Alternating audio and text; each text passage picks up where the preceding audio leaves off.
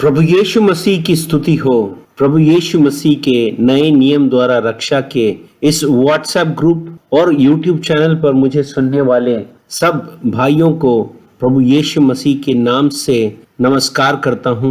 मैं धन्यवाद करता हूं कि आप पिछले कई दिनों में मेरे मैसेज को सुनते हैं और हमें और करने के लिए प्रोत्साहित करते हैं। मैं एडमिन के सभी भाइयों का भी धन्यवाद करना चाहता हूं जो कि प्रभु यीशु मसीह के नए नियम द्वारा रक्षा को जो आदि के शिष्यों ने बताया था उसको दुनिया में सब जगह लेकर जाना चाहते हैं और अलग अलग भाषाओं में इस व्हाट्सएप ग्रुप और यूट्यूब चैनल के द्वारा कई और लोगों तक इस संदेश को पहुंचा रहे हैं। आज का हमारा चिंता का विषय है चोर जो कि अपने पापों में नहीं मरा।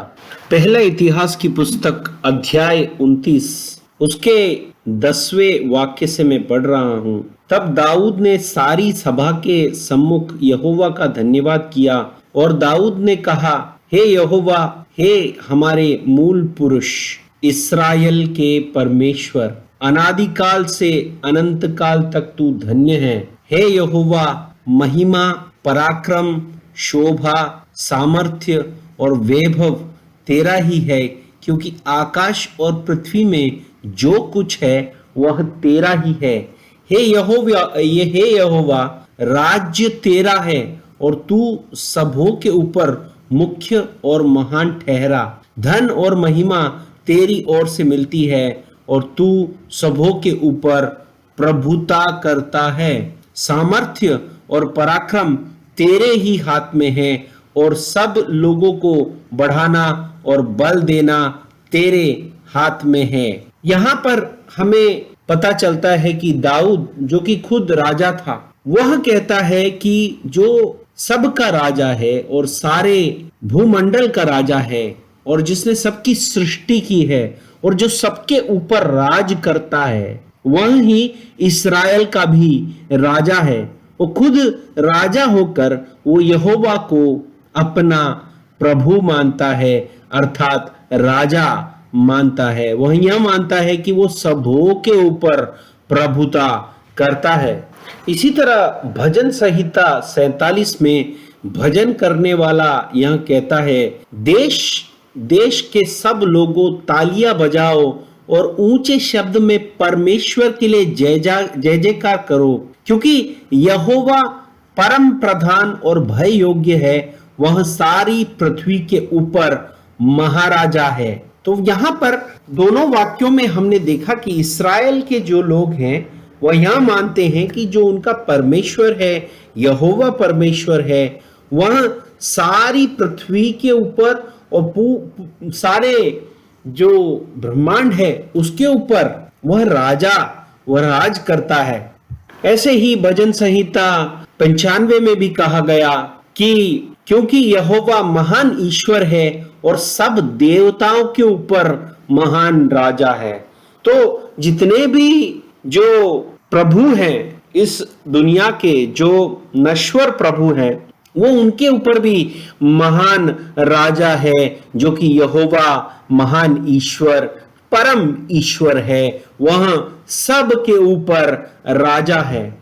इसी तरह यशायाह की पुस्तक में यशायाह के द्वारा प्रभु परमेश्वर कहते हैं कि यहोवा जो इस्राएल का राजा है, अर्थात सेनाओं का यहोवा जो उसका अर्थात इस्राएल का छुड़ाने वाला है, वह यूं कहता है कि मैं सबसे पहला हूं और मैं ही अंत तक रहूंगा, मुझे छोड़कर कोई परमेश्वर ही नहीं है। तो हमें मालूम है कि जो भी इस्राएली जो कि वचन पढ़ता है वह जानता है कि एक बात कि उसका जो राजा है वो यहोवा परमेश्वर ही है।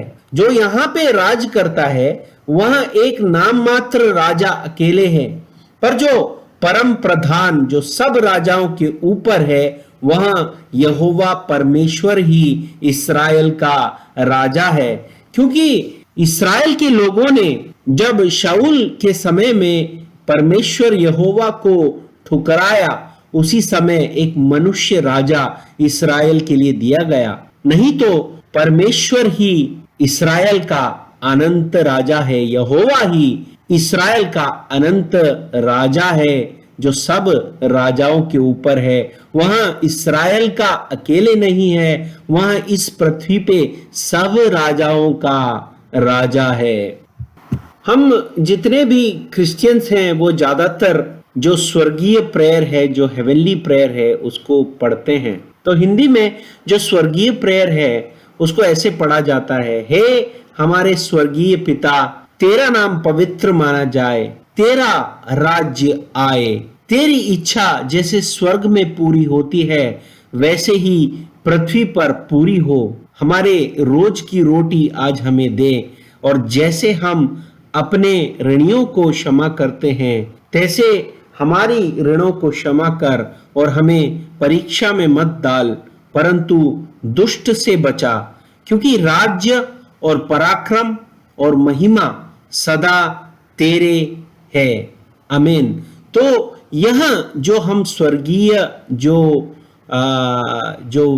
प्रार्थना है जो हमें यीशु मसीह ने सिखाया, इसको जब हम पढ़ते हैं तो हम ज्यादातर सोचते हैं कि हमने यीशु मसीह से तो एक प्रार्थना की, उसके बाद में स्वर्गीय पिता से एक अलग प्रार्थना करने को यीशु मसीह ने हमें सिखाया है।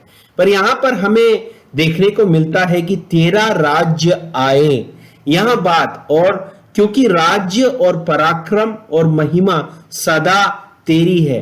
तो किसकी है? स्वर्गीय पिता की है, परम पिता परमेश्वर की है। जो राज्य आने वाला है वह परमेश्वर का अर्थात परम पिता का राज्य आने वाला है। तो यहाँ रोज यह प्रार्थना करने वालों को यह नहीं पता कि ये पिता कौन है, वह यह केवल प्रार्थना करते हैं कि तेरा राज्य आए। तो हम यहाँ क्यों प्रार्थना करते हैं कि तेरा राज्य आए, और हम ये भी सोचते हैं कि यीशु भी हमारा राजा है। क्या हमारे दो राजा हो सकते हैं? ऐसा नहीं है। कुछ लोग उसमें ये सोचते हैं कि यीशु मसीह जो है वो एक प्रिंस अर्थात एक राजकुमार अकेले हैं। तो हम देखते हैं कि वचन के द्वारा हम यहाँ क्या पाते हैं। लूका की पुस्तक 23वां अध्याय, उसमें तीसरे वाक्य में पिलातुस यीशु मसीह से पूछता है कि क्या तू यहूदियों का राजा है? उसने उसे उत्तर दिया कि तू आप ही कह रहा है। कोई व्यक्ति अगर उसको ठुकराता कि नहीं, मैं नहीं हूं राजा, यहोवा परमेश्वर इस्राएल का राजा है, ऐसा बताता तो हमें समझ भी आता। पर यहां पर यीशु मसीह क्या बोलते हैं कि तू आप ही कह रहा है। मतलब तू जो कह रहा है वो गलत नहीं कह रहा है, तू सही कह रहा है, क्योंकि मैं ही यहूदियों का राजा हूं। इस एक बात को लेकर उसे क्रूस पर चढ़ाया जाता, क्योंकि यहूदियों का राजा उस समय अपने आप को कहना मतलब सीसर के जो अधिकार को चेतावनी देने वाली बात थी कि सीसर के अधिकार को आपने अगर कहा, सीसर उस समय राजा होता था, काइसर जो कहलाता है, वह रोम का राजा था और रोम के अधीनता में उस समय इस्राएल था। तो ये एक बात काफी थी उसको सूली पर चढ़ाने के लिए, पर यीशु ने उसको मना नहीं किया। नहीं, मैं नहीं हूं, वो कह सकते थे, क्योंकि यहोवा परमेश्वर ही इस्राएल के राजा है, यहां सबको पता है। और अगर यीशु मसीह यहोवा परमेश्वर को मानने वाले एक पुत्र, क्योंकि शरीर में थे इसलिए होते, तो मना कर देते कि नहीं, मैं नहीं, यहोवा जो है वो है इस्राएल का राजा। पर उन्होंने ऐसा कुछ नहीं किया। उन्होंने कहा कि तू आप ही कह रहा है, तो इसका मतलब वो गलत नहीं कह रहा है। इसी तरह आगे लूका के अध्याय में ही 23वें अध्याय में हम आगे पढ़ने पर वहां पर देखते हैं कि जो सिपाही भी उनका मजाक उड़ा रहे हैं। 36वें वाक्य में हम पढ़ते हैं कि सिपाही भी पास आकर और सिरका देकर उसका ठट्टा कर कर कहते थे, यदि तू यहूदियों का राजा है तो अपने आप को बचा। और उसके ऊपर एक पत्र भी लगा था कि यहाँ यहूदियों का राजा है।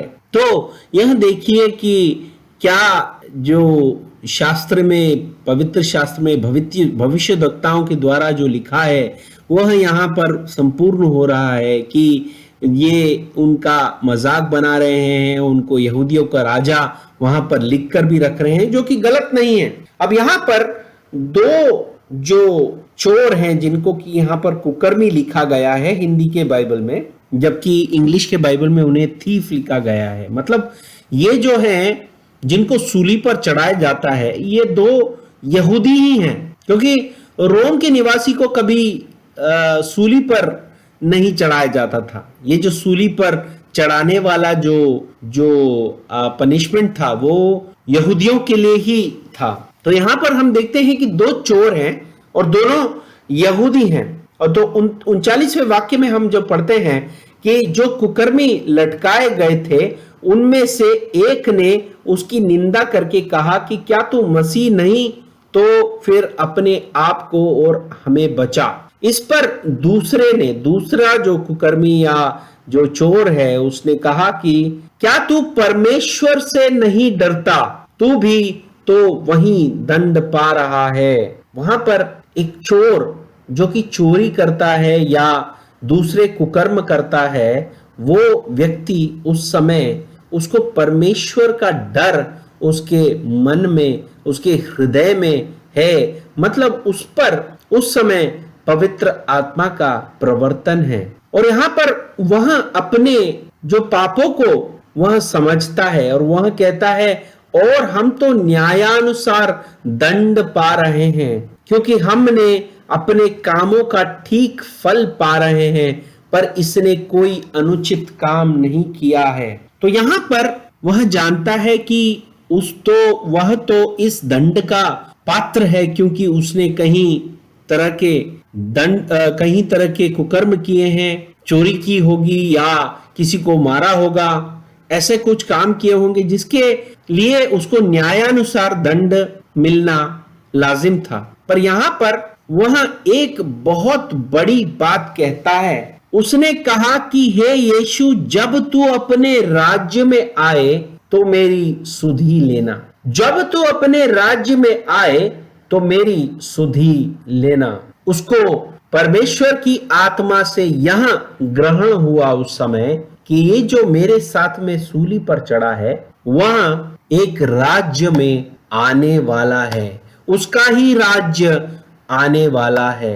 एक यहूदी के लिए यहोवा के अलावा कोई परम राज्य नहीं है। एक मरने वाले व्यक्ति का राज्य आना है तो वो परमेश्वर अकेले हैं और कोई नहीं है, क्योंकि उसे पता है कि जो राज्य है, इस्राएल का राज्य है, वह परमेश्वर के लिए है।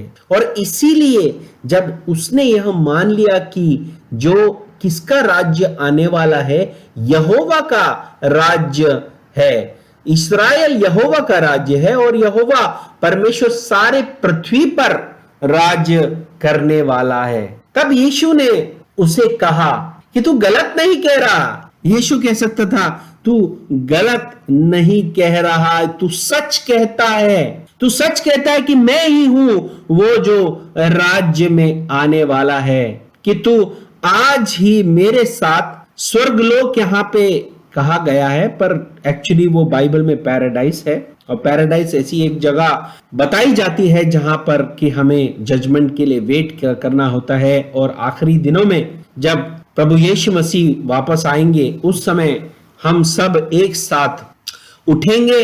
जो जीवित हैं वो बाद में और जो मर चुके हैं प्रभु यीशु मसीह में वो पहले उठेंगे। तो यहाँ पर पैराडाइस है जो इंग्लिश के जो बाइबल में लिखा गया है, तो पैराडाइस में होगा कर वहां पर बताया गया है। तो पैराडाइस में हमें पता है कि फिर से जो लोगों को जो प्रभु यीशु मसीह के जो नए नियम को पूरा होना कब है, वो प्रभु यीशु मसीह के मरने के बाद में है। तो मैं उस विषय में अभी नहीं जा रहा हूं, पर एक बात तो है कि वो पैराडाइस में वो प्रभु यीशु मसीह के साथ होगा, ताकि वो पूरे सुसमाचार को बाद में सुन सके, क्योंकि वो साथ में होगा प्रभु यीशु मसीह के। तो यहां बात हमें बहुत समझ रहा है, लेकिन उसमें वहां पर उसने एक ही बात को विश्वास किया, जो उसके साथ में है उसका राज्य आने वाला है। और हर यहूदी को मालूम है कि जो राज्य है इस्राएल का और इस पूरी पृथ्वी का, वो प्रभु यहोवा का राज्य है। और इस कारण वहां स्वर्गलोक में, अर्थात वहां पर पैराडाइस में, वहां साथ में प्रभु यीशु मसीह के होगा। वो क्यों होगा, यहां हमें वचन द्वारा देखना है। वो इतने सारे पापों को करने के बाद ना तो उसने बपतिस्मा लिया, और हम देखते हैं कि उसने एक तरह का मन फिराव तो वहां पर किया है, लेकिन पूर्ण तरह से अपना मन फिराव किया, बपतिस्मा नहीं लिया, तो वो कैसे वो पैराडाइस में जा सकता है, स्वर्गलोक में प्रवेश कर सकता है, किस तरह से वहां प्रभु यीशु मसीह के साथ हो सकता है, एक पापी किस तरह से साथ हो सकता है। तो इसमें जो त्रिएक वाले हैं और कहीं जो कई तरह की व्यवस्थाएं पढ़ाते हैं, वह कहते हैं भाई वहां पर प्रभु यीशु मसीह तो उसको एक पर्टिकुलर तरीके से वहां पर लेके गया, और ये सब बहुत सारे कई तरह के विद्वान लोग कई तरह की बातें उस पे कहते हैं। पर यहाँ पर हमें देखना है कि सिर्फ उसने एक बात जो मेजर कही है वहां पे, वह यह कही है कि तू अपने राज्य में जब आए तो मेरी सुधि रखना लेना, अर्थात मुझे याद रखना। यही उसका विश्वास था जो कि आत्मा द्वारा उसको उस समय दिया गया, जिसके कारण प्रभु यीशु मसीह ने कहा कि तू आज मेरे साथ स्वर्गलोक में पैराडाइस में होगा। इसमें ही मैं एक फिर से आपको यूहन्ना की पुस्तक में 8वें अध्याय में उसका 19वां वाक्य आप अगर ध्यान से पढ़ेंगे, उसमें कहा गया, उन्होंने उससे कहा तेरा पिता कहाँ है? यीशु ने उत्तर दिया कि ना तुम मुझे जानते हो ना मेरे पिता को जानते हो। यदि तुम मुझे जानते तो मेरे पिता को भी जानते। तुम मुझे जानते तो तुम मेरे पिता को भी जानते। तो यहां पर फिर बाद में जब 24वें अध्याय में जब ये उत्तर को पूरा करते हैं, तो यहां कहते हैं कि इसलिए मैंने तुमसे कहा कि तुम अपने पापों में मरोगे। तुम अपने पापों में मरोगे, क्योंकि यदि तुम विश्वास न करोगे कि मैं वही हूं तो अपने पापों में मरोगे। यहां पे इंग्लिश बाइबल में कहा गया है आई एम ही, मैं वह ही हूं। कौन? पिता। तुम्हारा पिता किधर है? वह सवाल उस जगह पूछा गया और उसने कहा मेरे को जानते तो मेरे पिता को भी जानते, और तुम अपने पापों में मरोगे क्योंकि तुम विश्वास न करोगे कि मैं वह ही हूं, अर्थात मैं ही पिता हूं। यहां विश्वास नहीं करोगे।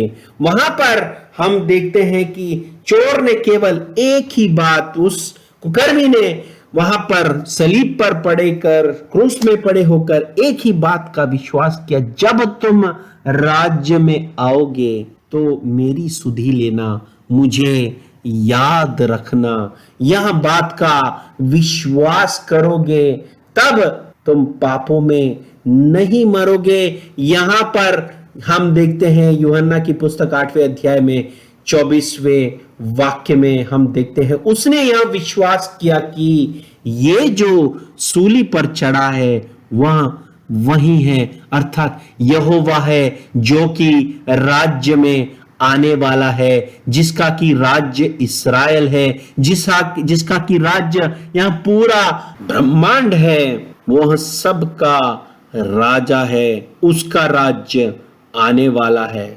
यशायाह ने यही भविष्यवाणी की थी 9वें अध्याय में 6वें वाक्य में, क्योंकि हमारे लिए एक बालक उत्पन्न हुआ है, हमें एक पुत्र दिया गया है और प्रभुता उसके कांधे पर रहेगी।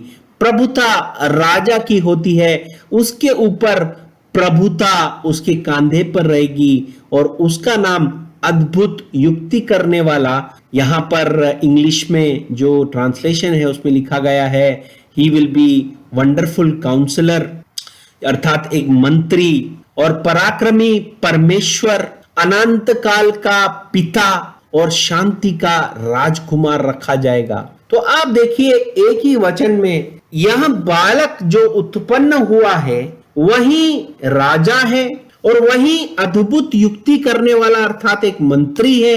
एक राजा और मंत्री एक ही व्यक्ति कैसे हो सकता है? परमेश्वर है और पर अनंत काल का पिता है, एक बालक है और पुत्र है, फिर भी वो पिता है, और शांति का राजकुमार भी है। एक ही व्यक्ति जो है राजा भी है और राजकुमार भी है। तो हम देखते हैं कि ये भविष्यवाणी की गई कि जो ये पुत्र आएगा, जो एक पुत्र आएगा जिसमें कि प्रभु की परमेश्वर की संपूर्णता बसी होगी, कोलोसियों की पुस्तक 1 और 2 में जैसे बताया गया है, वहां पराक्रमी परमेश्वर होगा, वहां उसके ऊपर सारे प्रभुता उसके ऊपर होगी।